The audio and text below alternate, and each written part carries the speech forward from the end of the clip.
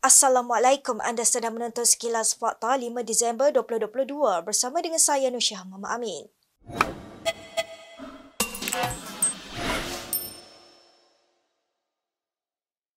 Perdana Menteri Anwar Ibrahim membayangkan sebahagian dana pilihan raya Perikatan Nasional datang dari syarikat perjudian yang terlibat dengan cabutan kas judi. Anwar berkata Kementerian Kewangan juga mendapati pelanggaran dalam pemberian kontrak bernilai 600 bilion ringgit tanpa tender. It was not done in a transparent manner. There was no proper tender process, and therefore we need to review to make sure that we follow a strict financial procedure to ensure that things are done properly. Similarly, like what I referred to, the issue of gambling.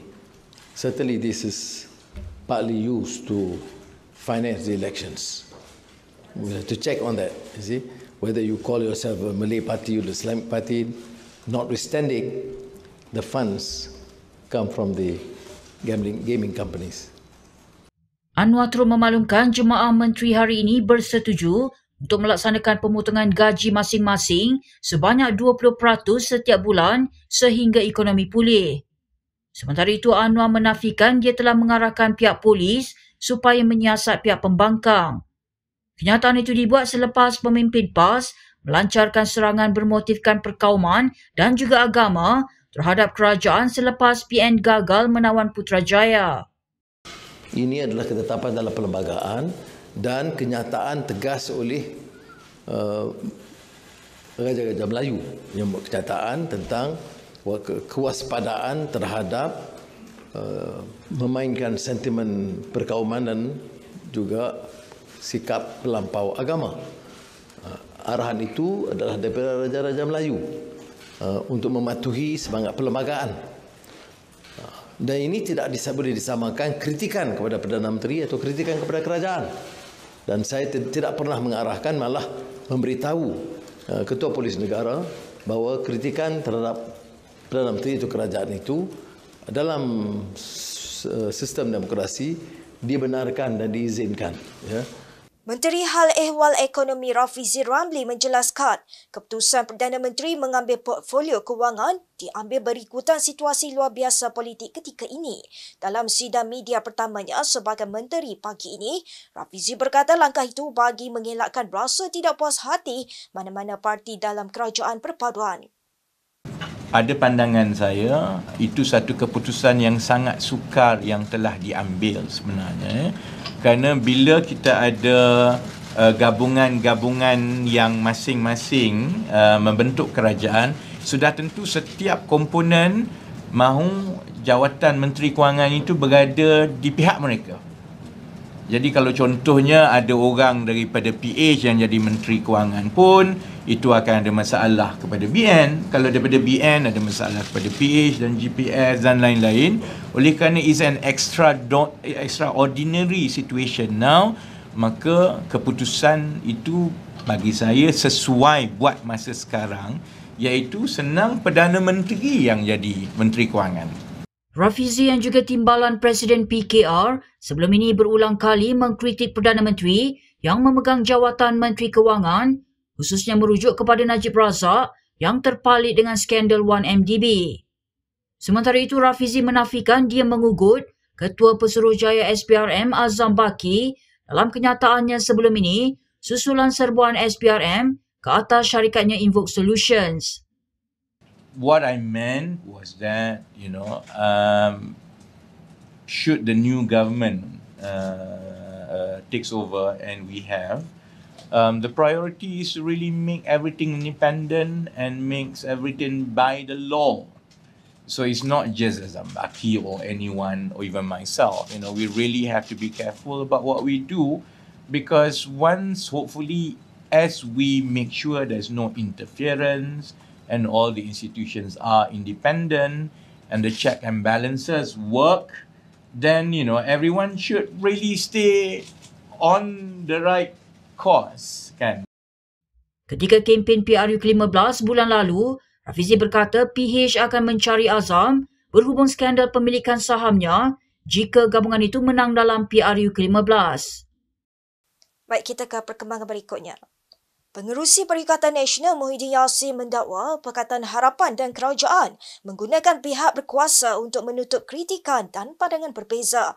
Muhyiddin turut menafikan dakwaan bahawa dia telah menyeleweng dana kerajaan berjumlah 600 bilion ringgit. Dalam satu kenyataan hari ini, Muhyiddin berkata, sejak menjadi kerajaan, PH tanpa segan silu menggunakan pihak polis untuk menekan pemimpin yang tidak sehaluan dengan mereka. Bekas Perdana Menteri itu memetik laporan polis yang dibuat ahli Parlimen Hulu Langat Sani Hamzan dan tuduhan Menteri Komunikasi Digital Fahmi Fazil sebagai contoh. Muhyiddin mendakwa Fahmi sebelum ini menyatakan Perdana Menteri Anwar Ibrahim telah mengarahkan pihak polis menyiasat Presiden PAS Abdul Hadi Awang berhubung dakwaan Anwar merupakan ejen Israel. Sementara itu mengulas mengenai dakwaan penyelewengan 600 bilion ringgit dana kerajaan, Muhyiddin berkata dia tidak pasti daripada mana angka ini dipetik. Muhyiddin berpendapat ia mungkin merujuk kepada pakej rangsangan semasa dia menjadi Perdana Menteri berjumlah 530 bilion ringgit. Tambahnya daripada jumlah keseluruhan, sebahagian besarnya adalah berbentuk non-fiskal termasuk pengeluaran KWSP dan moratorium pinjaman bank. Tegasnya dia tidak takut untuk disiasat kerana dia tidak pernah menyelewengkan dana kerajaan bagi tujuan membantu rakyat ketika pandemik COVID-19. Ahli Parlimen Arau Syahidan Kasim mendakwa usaha sedang dibuat untuk memastikan Perikatan Nasional menjadi kerajaan persekutuan.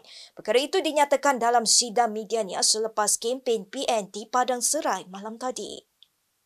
Bekas pemimpin UMNO itu turut memberi gambaran bahawa Kabinet Perdana Menteri Anwar Ibrahim tidak akan bertahan lama.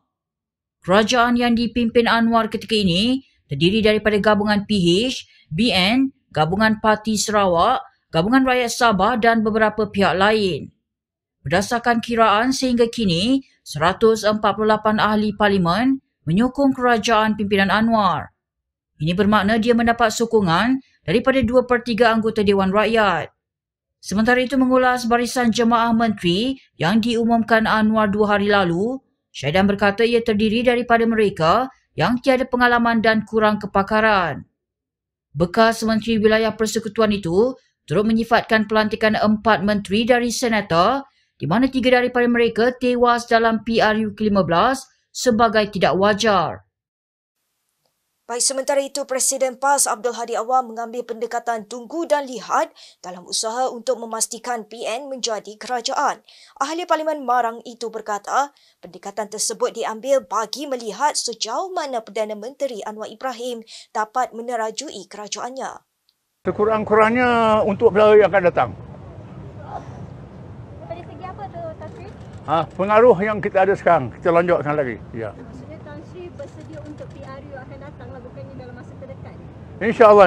Untuk masa terdekat ni tak ada usaha untuk gulingkan kerajaan sedia ada, Tan Sri? Kita lihat kepada perkembangan selanjutnya, apakah tindakan kerajaan ini.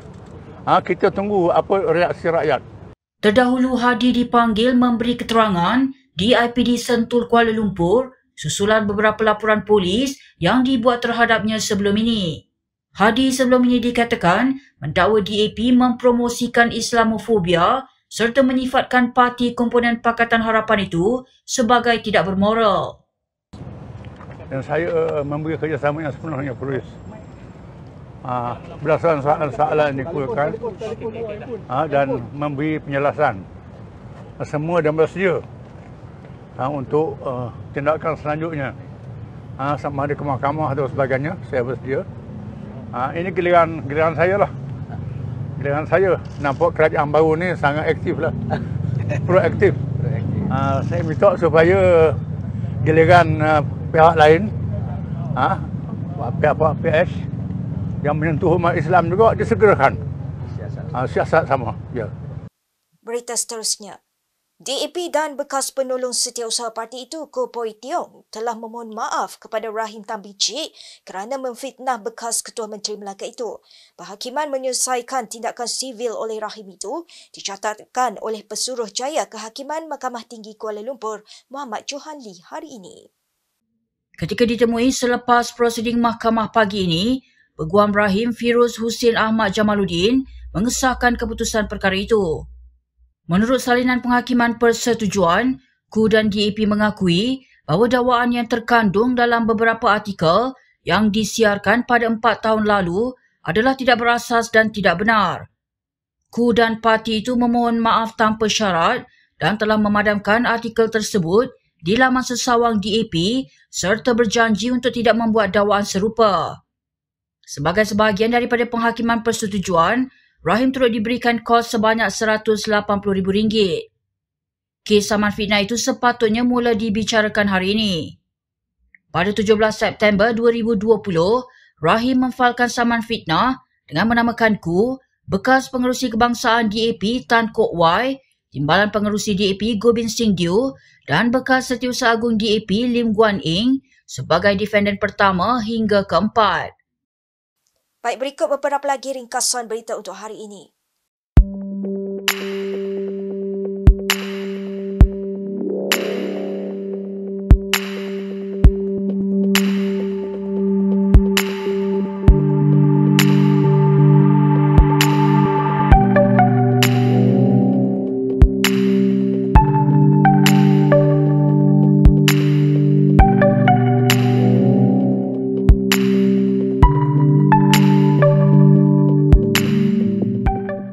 Sekian sahaja daripada saya, Nur Syihah Mama Amin untuk Sekilas Fakta.